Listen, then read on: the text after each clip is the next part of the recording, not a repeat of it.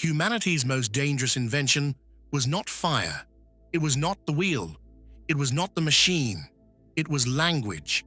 Language allowed humans to share ideas, to coordinate action, to imagine futures that did not yet exist. Language turned individuals into civilizations, and every civilization that mastered language eventually discovered the same truth. Whoever controls communication controls reality.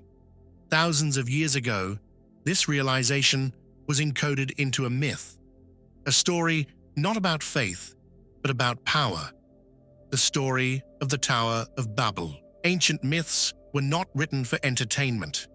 They were written to survive catastrophe.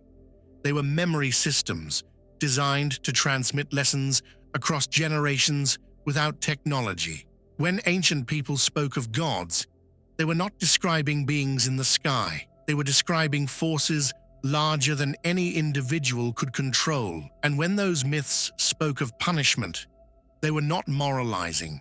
They were warning. Babel is one of the most misunderstood warnings ever recorded. Before we continue, a sub to this channel would be amazing.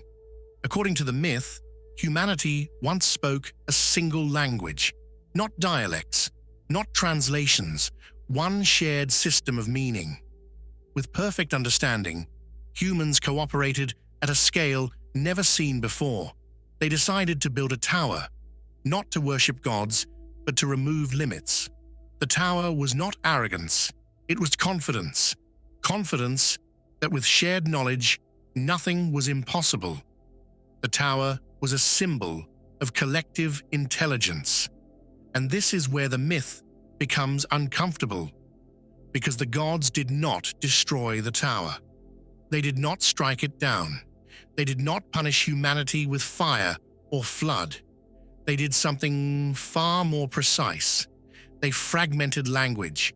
Suddenly, humans could no longer understand one another. Coordination collapsed. Construction stopped. The tower remained unfinished. The gods did not fear architecture. They feared synchronization. A unified language meant unified thought.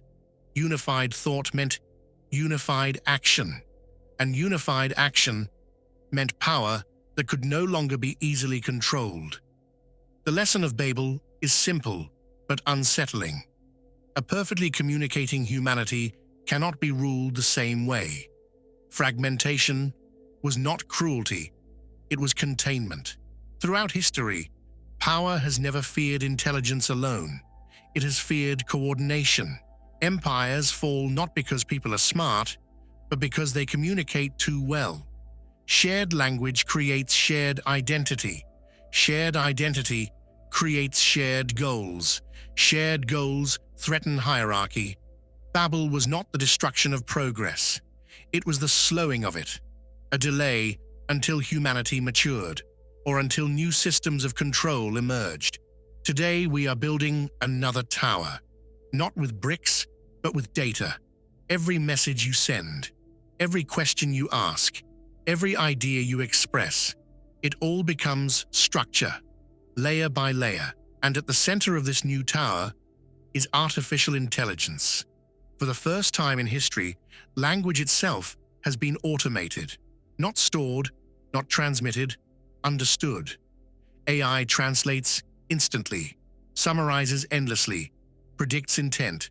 It removes friction from communication. What once took years to coordinate now takes seconds. This is not evolution, this is acceleration. And just like Babel, the danger is not misunderstanding.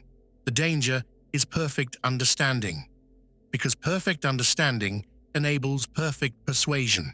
When a system understands how humans think, it can shape decisions invisibly, not through force, through suggestion, through framing, through language. The Tower of Babel was not destroyed because it was evil. It was paused because humanity was not ready for what unified intelligence enables. Today, we are finishing the tower, and this time, there may be no confusion to stop us. The ancient tower was visible. This one is not. It exists in interfaces, algorithms, recommendation systems, Those who shape language models shape reality itself, not by lying, but by choosing what is emphasized. Babel warned us that language is never neutral, and intelligence without accountability always serves power. The Tower of Babel was never destroyed, it was delayed, and now we are rebuilding it. The prophecy was never about God, it was about us. And the question it leaves behind is simple. If humanity finally speaks with one voice, who will decide what that voice says? Please share your thoughts below. The prophecy continues.